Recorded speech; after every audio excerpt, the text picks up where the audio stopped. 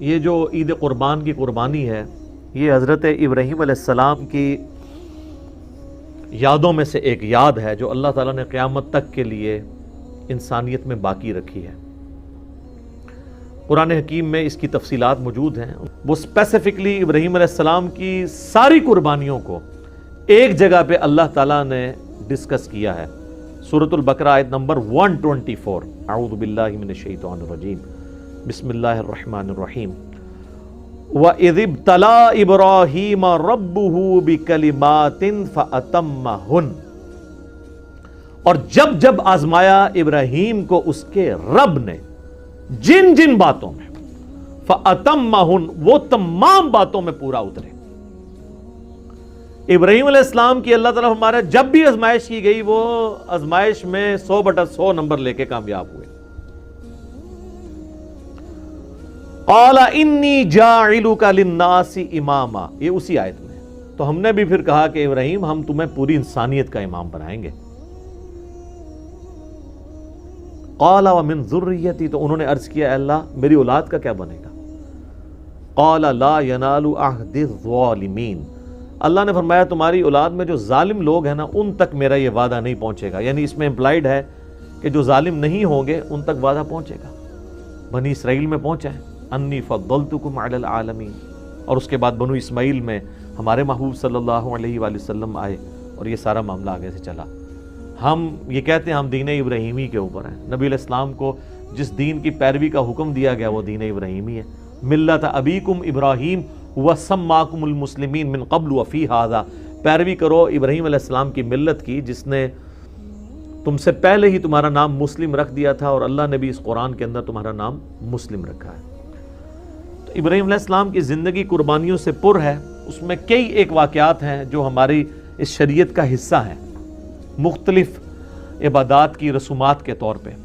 انہی میں سے ایک عبادت جو ہے وہ حج کی عبادت بھی ہے، اور اس میں اللہ تعالیٰ نے قربانی کی سنت کو قیامت تک کے لیے باقی رکھا۔ اسپیسیفکلی تو یہ حج والوں سے ریلیٹڈ ہے۔ اب جو لوگ حج کے لیے نہیں جا سکتے، صاحب استطاعت نہیں، تو ان کے لیے پوری دنیا میں سنت ابراہیمی کو جاری کر دیا گیا عید قربان کی قربانی کی صورت میں۔ تو اس کے پیچھے جو اللہ تعالیٰ نے ایک ظاہری سبب بنایا حضرت ابراہیم علیہ السلام کی قربانی کا، اس کا ذکر سورہ الصافات کی آیت نمبر 100 سے آنورڈ موجود ہے۔ پارہ نمبر 23 کے اندر ابراہیم علیہ السلام کے اس واقعے کا ذکر ہے جس کی وجہ سے یہ سنت باقی رکھی گئی، اس میں اس کا ذکر بھی آ جائے گا۔ ابراہیم علیہ السلام کے بارے میں اللہ تعالیٰ فرماتا ہے کہ جب وہ اپنی قوم کو چھوڑ کے اتنی قربانیوں کے ساتھ نکلے، ہجرت انہوں نے اختیار کی، تو انہوں نے اللہ کے حضور دعا کی، ربی حب لی من الصالحین، اے میرے رب مجھے صالحین میں سے اولاد عطا فرما۔ 87 ایئرز ایج ہو چکی ہے ابراہیم علیہ السلام کی، بے اولاد ہے، 87 سال عمر، بیوی بھی بڑھیا ہو چکی ہے، 80+ ہے۔ اب وہ اللہ سے دعا کر رہے ہیں، اللہ مجھے اولاد دے۔ 87 سال کی عمر میں ان کو اولاد ملتی ہے، اور وہ بچہ جب 12 سال کا ہوتا ہے، چلنے پھرنے کے قابل ہوتا ہے ان کے ساتھ۔ ابراہیم علیہ السلام کے بڑھاپے کا سہارا، 99 ایئرز ان کی ایج ہو چکی ہے، اس وقت اللہ تعالیٰ کی طرف سے ایک حکم آ جاتا ہے انتہائی آزمائش والا۔ تو اللہ تعالیٰ ہمارا فبشرناہ بغلام حلیم، ہم نے انہیں ایک حلم والے بچے کی بشارت دی، بڑا صابر بچہ تھا۔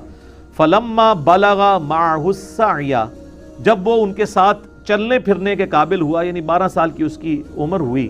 اب یہ بچہ کون سا ہے اس میں اختلاف ہے، ایٹ لیسٹ مسلمانوں میں اہل سنت اور اہل تشیع تو اس پہ متفق ہیں آلموسٹ آج کی ڈیٹ میں، کہ یہ حضرت اسماعیل علیہ السلام ہے، جن کی نسل سے ہمارے محبوب صلی اللہ علیہ وآلہ وسلم پیدا ہوئے۔ لیکن اہل سنت میں ہی ایسے ائمہ ہیں جو یہ مانتے ہیں کہ اس سے مراد حضرت اسحاق ہیں، اور یہودیوں کا بھی یہ موقف ہے۔ بلکہ المستدرک الحاکم میں آپ کو کئی ایک روایتیں بھی ایسی ملیں گی، اگرچہ ان کی سند صحیح نہیں ہے، لیکن اہل سنت کی کتابوں میں تو موجود ہے۔ اور اس سے بھی بڑھ کر امام طبری، ابن جریر طبری، جو اہل سنت کے پہلے مفسر ہیں، پہلے 300 سال کے مسلمانوں میں آتے ہیں، انہوں نے جو تفسیر ابن جریر، جسے طبری کی تفسیر کہا جاتا ہے، اس میں انہی آیات کے کانٹیکسٹ میں وہ تو وثوق کے ساتھ کہتے ہیں کہ ذبیح اللہ جو ہے حضرت اسحاق ہے۔ اس حوالے سے سب سے جو انٹلیکچوئل بحث ہے وہ آپ کو تفہیم القرآن میں ملے گی۔ مولانا مودودی نے قرآن حکیم کی آیات سے ڈائریکٹلی تو ظاہر ثابت نہیں ہوتا، انڈائریکٹلی قرائن کے ذریعے ثابت کیا ہے کہ موسٹ پروبیبل ذبیح اللہ جو ہیں حضرت اسماعیل علیہ السلام ہے۔ اس کے باوجود ہمارے اسلاف میں بعض لوگ حضرت اسحاق کو ذبیح اللہ مانتے ہیں، جس طرح کہ یہودیوں میں، اس سے کوئی فرق نہیں پڑتا، کیونکہ اس میں اصل میں بتایا جا رہا ہے کہ یہ ابراہیم کی قربانی ہے، چاہے ان کا وہ بیٹا اسحاق تھا اسماعیل تھا، اس سے کوئی فرق نہیں پڑتا، اصل ابراہیم کے لیے امتحان تھا، اسی پہ ایمفسائز کیا گیا۔ تو اللہ تو ہمارا جب چلنے پھرنے کے قابل ہوا، قال یا بنیا، تو ابراہیم علیہ السلام نے کہا اے میرے بچے، انی ارا فی المنام، میں نے خواب میں دیکھا ہے۔ یاد رکھیے گا نبیوں کا خواب وحی الہی ہوتا ہے، بخاری مسلم دونوں میں حدیث ہے کہ نبوت کا 46واں حصہ ہے خواب، انبیاء کے خواب میں شیطانوں کو دخل نہیں ہے۔ انی اذبحک فانظر ماذا تری، میں یہ دیکھ رہا ہوں کہ میں تمہیں خواب میں نے دیکھا کہ میں تمہیں ذبح کر رہا ہوں، تو بتاؤ تمہاری کیا رائے ہے۔ اب ظاہر ہے وہ بھی نبی کا بچہ تھا، اسے پتا تھا کہ جب نبی کو خواب دکھایا گیا تو اللہ تعالیٰ پریکٹیکلی یہ قربانی چاہ رہا ہے۔ ظاہر ہے کہ اب وہ اس ماں کی اولاد ہے کہ جس کو بیابان میں سورہ ابراہیم میں آتا ہے کہ حضرت ابراہیم علیہ السلام ایک بالکل بیابان جگہ میں مکے کے اندر چھوڑ کے چلے گئے اللہ تعالیٰ کے توکل کے اوپر۔ قال یا ابت افعل، انہوں نے کہا اے میرے ابا جان کر گزریے، ما تؤمر، جس کا اللہ نے آپ کو حکم دیا، ستجدونی انشاءاللہ من الصابرین، انشاءاللہ آپ مجھے صابروں میں پائیں گے، آپ کو جو آپ کے رب کا حکم ہے وہ کر گزرے۔ اللہ اکبر۔ فلما اسلما وتلہ للجبین، جب وہ ان دونوں نے سر تسلیم خم کیا، اچھا اللہ تعالیٰ اب دونوں کا ذکر کر رہا ہے، یعنی حضرت ابراہیم بھی اور ان کا بچہ بھی، اسماعیل ہوں یا اسحاق کوئی بھی، دونوں نے اللہ کے حضور سر تسلیم خم کیا۔ وَتَلَّهُ لِلْجَبِينَ، اور ماتھے کے بل لٹا دیا حضرت ابراہیم نے اپنے بچے کو۔ ماتھے کے بل اس لیے لٹایا کہ کہیں غلطی سے میری نظر بھی چہرے کی طرف نہ پڑے اور شفقت پدری جو ہے وہ کہیں پہ ٹریگر نہ کر جائے، تو میں دیکھوں بھی نہ۔ وَنَادَيْنَاهُ أَن يَا إِبْرَاهِيمُ، تو اللہ تعالیٰ فرماتا ہے عین اس موقع پہ جب وہ چھری چلانے لگے ہم نے پکارا کہ اے ابراہیم، قد صدقت الرؤیا، بے شک تو نے سچا کر دکھایا اپنا خواب، اِنَّا كَذَلِكَ نَجْزِي الْمُحْسِنِينَ، بے شک ہم اس طریقے سے ہی جزا دیا کرتے ہیں محسنین کو۔ یعنی حضرت ابراہیم نے تو اپنے بچے کی لائف اور اپنی وہ محبت سٹیک پہ لگا دی تھی، بس وہ آخری لمحہ تھا نا، ادھر تک اللہ تعالیٰ لے آیا ایج کے اوپر جا کے۔ ان ھذا لہو البلاء المبین، اللہ تعالیٰ فرما رہا ہے یہ بہت ہی بڑی آزمائش تھی جو ہم نے ابراہیم پہ ڈالی۔ یار جس کو اللہ کہہ رہا ہے کہ یہ بہت بڑی آزمائش تھی، وہ آزمائش کتنی بڑی ہے، اور اس میں حضرت ابراہیم کی کتنی تعریف بیان ہوئی ہے۔ اللہ اکبر۔ تو اللہ تعالیٰ فرما رہا ہے وَفَدَيْنَاهُ بِذِبْحٍ عَظِيمٍ، تو ہم نے اس سے فدیہ اس کی جگہ ایک بہت بڑی عظیم قربانی کا بنا دیا، یعنی وہ آسمان سے اللہ کی طرف سے ایک مینڈا نازل ہوا۔ وَتَرَكْنَا عَلَيْهِ فِي الْآخِرِينَ، اور ہم نے اس سنت کو باقی رکھا آنے والوں میں۔ سلام علی ابراہیم، سلامتی ہو ابراہیم کے اوپر۔ كَذَلِكَ نَجْزِي الْمُحْسِنِينَ، اسی طریقے سے ہم اپنے نیکوکار بندوں کو بدلہ دیا کرتے ہیں۔ اِنَّهُ مِنْ عِبَادِنَا الْمُؤْمِنِينَ، بے شک وہ ہمارے عبادت گزار بندوں، خاص بندوں میں سے تھے۔ وَبَشَّرْنَاهُ بِإِسْحَاقَ نَبِيًّا مِّنَ الصَّالِحِينَ، اور ہم نے بشارت دی پھر انہیں اسحاق کی جو صالحین نبیوں میں سے تھا۔ اسی کے تحت یعنی مولانا مودودی کا موقف ہے، چونکہ حضرت اسحاق کا ذکر بعد میں آ رہا ہے تو اس سے یہی لگ رہا ہے کہ حضرت اسماعیل تھے اور حضرت اسحاق ان سے چھوٹے تھے۔ تو قرآن میں یعنی جو تورات میں حضرت اسحاق کو ذبیح اللہ کہا گیا ہے، لیکن چونکہ وہ ٹیمپرڈ فارم میں ہے، مہیمن اس پہ نگہبان تو یہ والی کتاب ہے، تو اس میں جو اشارہ ہے وہ حضرت اسماعیل کی طرف ہی ملتا ہے۔ تو اللہ تعالیٰ فرما رہا ہے کہ یہ جو ہم نے اس قربانی والی سنت کو آنے والوں میں باقی رکھا، حج کی شکل میں بھی باقی رکھا اور عید قربان کی شکل میں بھی باقی رکھا۔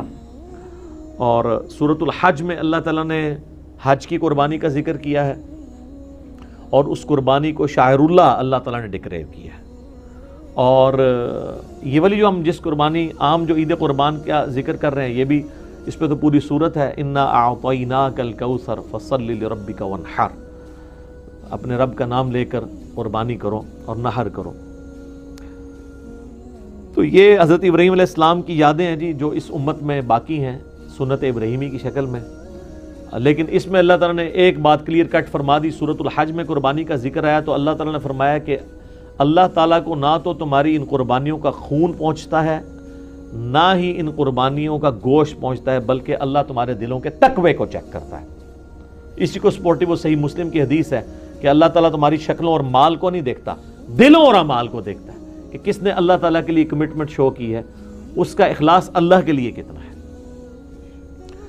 تو اس حوالے سے ایک آخری بات میں کر دوں، پھر انشاءاللہ اگلے سوالات کی طرف چلتے ہیں، کہ حضرت ابراہیم علیہ السلام کی شخصیت وہ شخصیت ہے کہ ہمارے نبی کو ان کی پیروی کا حکم دیا گیا قرآن میں کئی جگہ پہ۔ سورۃ الانعام کے اندر بڑی وہ وجد امیز آیات ہیں اس کے اینڈ پہ، چونکہ سورتوں کا اینڈ بڑا جاندار ہوتا ہے۔ قل اننی ہدانی ربی الی صراط مستقیم، اے نبی تم فرما دو بے شک میرے رب نے ہدایت کا راستہ دکھا دیا ہے، صراط مستقیم کا۔ دین القیم ملت ابراہیم حنیفہ، یہ دین وہ ہے جس کی طرف اللہ نے میری رہنمائی کی ہے، جو کھڑا ہے ابراہیم کی ملت پہ، جو حنیفہ تھے، سب سے ٹوٹ کے ایک اللہ کے ہو جانے والے، وما کان من المشرکین، اور وہ مشرک نہیں تھے۔ سب سے بڑی ڈگری یہ ہے قیامت والے دن۔ کہنے کو تو یہاں پہ لاکھوں دعوے دار ہیں ہم شرک نہیں کر رہے، لیکن خواہش نفس کو بھی شرک کہا گیا۔ افرائیت من اتخذ الہہ ہوا، نبی بھلا اس شخص کو دیکھا جس نے اپنی خواہش نفس کو اپنا رب مان لیا۔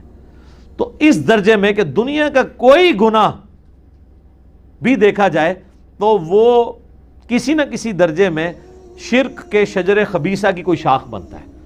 تو ہر اعتبار سے ابراہیم کو اللہ تعالیٰ نے محفوظ کیا ہے اور یہ ڈگری دی ہے، وما کان من المشرکین۔ قل ان صلاتی و نسکی، اے نبی فرما دو کہ بے شک میری نماز اور میری قربانی، ومحیای و مماتی، اور میرا جینا اور میرا مرنا، للہ رب العالمین، اس اللہ کے لیے ہے جو تمام جہانوں کا پالنے والا ہے۔ وَبِذَالِكَ أُمِرْتُ لا شریک لہ، اور میں اس کے ساتھ کسی کو شریک نہیں ٹھہراتا۔ وَبِذَالِكَ أُمِرْتُ، اور مجھے اسی کا حکم ہوا ہے، وَأَنَا أَوَّلُ الْمُسْلِمِينَ، کہ سب سے پہلے میں اللہ کے حضور سر تسلیم خم کروں، سب سے پہلا مسلم میں ہوں۔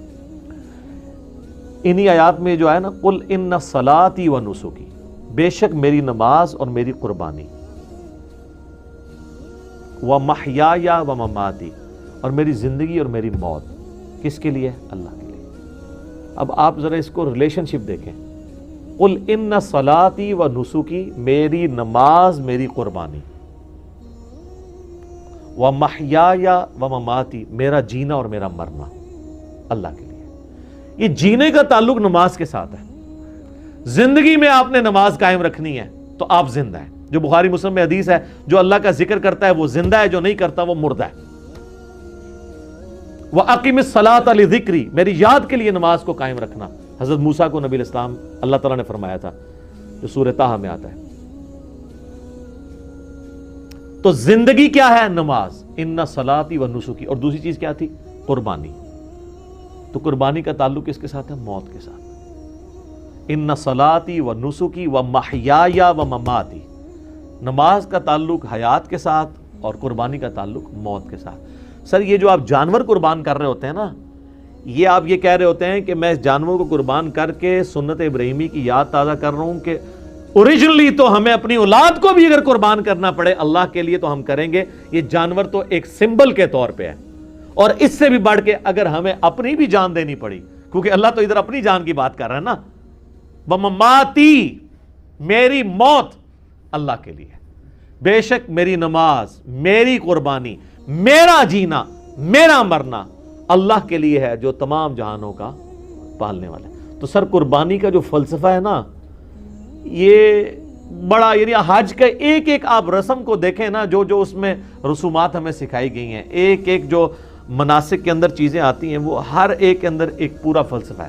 سب سے بڑا تو احرام ہی دیکھ لینا جی، کفن کی علامت ہے جی، آپ نے انسلے کپڑے پہنے ہوئے ہیں، کوئی غریب ہے امیر ہے، سب کا سب ایک ہی لباس کے اندر ہے، ٹھیک ہے جی۔ تو یہ تو خیر ایک ڈیٹیل طلب ٹاپک ہے، چونکہ آج ہم قربانی کو ڈسکس کر رہے ہیں، تو یہ اللہ کی طرف سے ایک کرامت ہوئی ہے کہ سورۃ البقرہ کی آیت نمبر 124 کیٹاگوریکلی ابراہیم علیہ السلام کی قربانیوں کو اللہ نے انڈورس کیا ہے۔ اور آپ دیکھیں سورہ نجم میں آئے تو حضرت ابراہیم کے بارے میں وَإِبْرَاهِيمَ الَّذِي وَفَّى، ابراہیم وہ ہے جو وفا کرنے والا ہے اپنے رب کے ساتھ، ابراہیم اللہ کے ساتھ وفا کرنے والا، تو یہ وفا ان کی ہر زندگی کے لمحے میں ہمیں نظر آتی ہے۔